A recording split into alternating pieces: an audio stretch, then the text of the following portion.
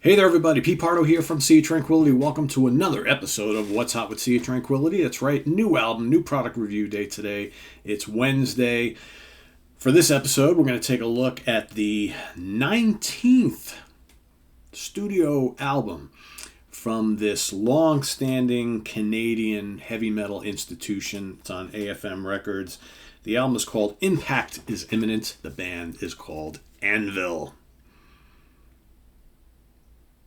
19 albums, almost 20 albums. Can you believe it? Jesus, these guys have been around since the late 70s. Their debut album, Hard and Heavy, came out in 81. So a long-ass time ago, 40-plus years. This follows up Legal at Last from 2020. So they've been fairly prolific in recent years. Legal at Last in 2020, Pounding the Pavement in 2018, Anvil is Anvil 2016, Hope is Hell 2013, Juggernaut of Justice 2011. So since like the 2010s and onwards, we've gotten an album from them, every other year, almost, right? So let's take a look at this. So pretty cool cover artwork, as most of their albums are, or have, I should say. This one is produced by Jorg Uken and Mattis for Anvil Enterprises Incorporated. So there are the guys in the band. And as we open it all up, let's take a look at these booklet. Here's Mr. Lips himself. Rob and the boys, right?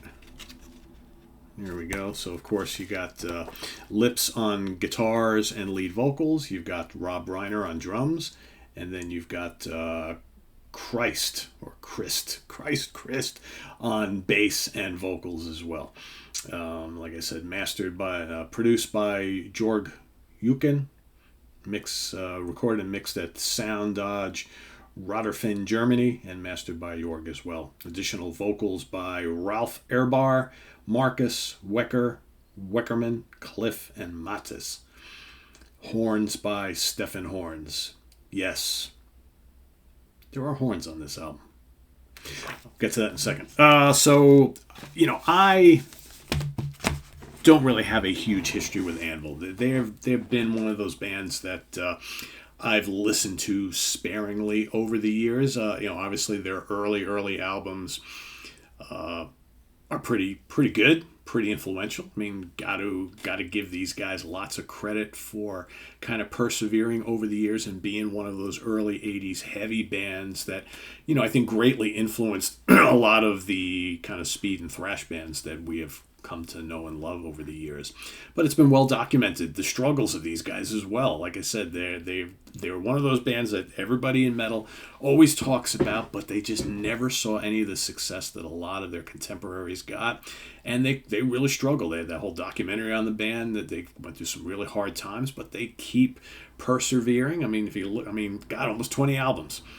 They just keep going strong, and there's really no big lulls in their career, other than even in the 90s they were putting out albums. So it's like these guys never went away.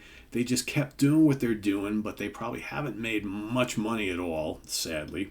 But they're on a good label now. They're on AFM Records, which is a great place to be if you're a classic metal band or a power metal band or a thrash metal band. And, unfortunately, though, Impact Is Imminent, I don't think it's going to change any of that perception out there in the world of Anvil.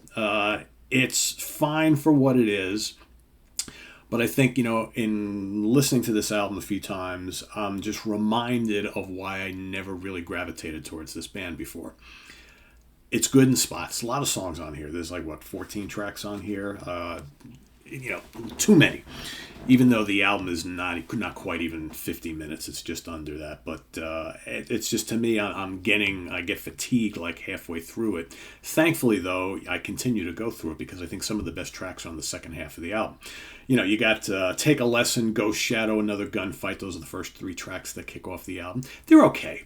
I find Lips' vocals a little grating at times. He's not a great singer. He's got a very, his style is, the way he sings, it's very unique. It's him when you hear him. You either like it or you don't, right? I think Fire Rain is actually a really cool song. That's track number 4. That's pretty heavy, pretty crunchy. As for a trio, these guys, can generate lots of power. I like that. That's a good track. Good riffs in that song. Lips's guitar soloing style is nothing virtuoso, but he gets the job done. He's a creator of riffs. I like that. Teabag is like a quick little instrumental. I like that. That's really good. Good heavy metal instrumental. Got good rhythms, good riffs. Dig that quite a bit. Then you got Don't Look Back, Someone to Hate. Those are okay. Nothing spectacular. But then we're on like the second half of the disc, and that's where you get some more interesting tracks for me. Bad Side of Town, I think, is the best song on the album. It's a good classic heavy metal anthem, great riffs, really good chorus. I dig it. I want to hear more of that. Then you got Wizard's Wand, another kind of cool song. It's kind of classic metal. It's kind of stonerish a little bit. I dig that. That's really good as well. Then you got Lockdown. I don't know about you guys, but I'm at this point I'm a little done hearing every band on the planet talking about lockdown and the pandemic and COVID and all that kind of stuff. We get it. We've all been living in it, but it's just like, man, and just it's the whole song, Lockdown, the chorus, it's just so cliche ridden, and it's not all that interesting. It's at this point I'm just kind of done with songs like that. Then you got Explosive Energy. That's not too bad. It's got some good energy to it. The Rabbit Hole is a really good song.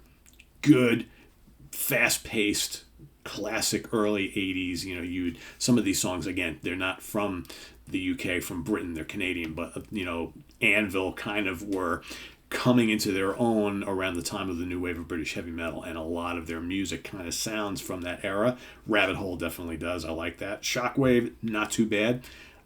It's kind of frantic, got a good riff, and then the bonus track is called Gomez, and it's like this bluesy rocker with horns. And, normally I don't mind that sort of thing. I don't know if I want to hear it on an Anvil record, though. It's just really jarring. I'm like, is that really happening here?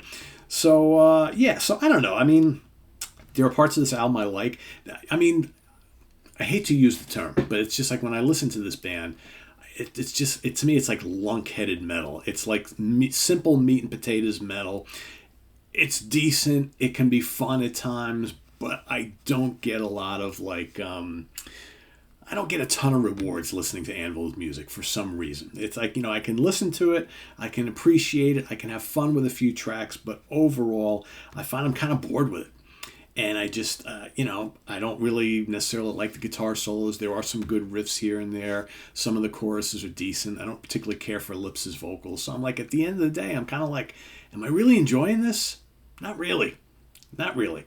Handful of good tracks. I think, everybody has to kind of judge for themselves. You got to go out and listen to it and think, do I like this? Do I not like this? I would recommend listening to Bad Side of Town, Wizard's Wand, The Rabbit Hole, Fire Rain, and Teabag. Those are easily my favorite songs on here. The rest of it, it's okay. It's all right. It's lacking something for me, which is something I've been saying about Anvil for 30 plus years, almost 40 years. It's just like every time I listen to their music, I'm like, it's okay. I get why some people really dig it. I also get why some people don't. And I'm probably more in that camp. But I always give them a try, and I'm always like, it's okay. So this isn't going to win any awards. It's not going to race up the sales chart. If you are an Anvil fan, you probably really enjoyed this a lot. If you've never been an Anvil fan, this isn't going to change your mind. But like I said, there are a handful of pretty fun tracks on here. It's kind of heavy in spots. It's just really simple and really just kind of brainless metal to me. But there is a certain charm to it.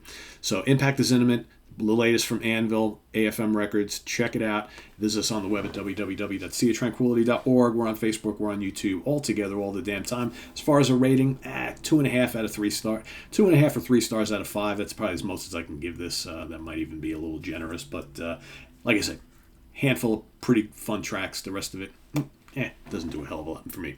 But your mileage may vary. So thanks for watching, everybody. We'll see you real soon here. We're hopefully going to get the new Thunder for you today. That's also on tap. And till then, please subscribe if you haven't already and click on that notification bell. We've also got the links to our Ko-Fi page for channel donations below, as well as our merch page where you'll get all sorts of cool Sea of Tranquility stuff.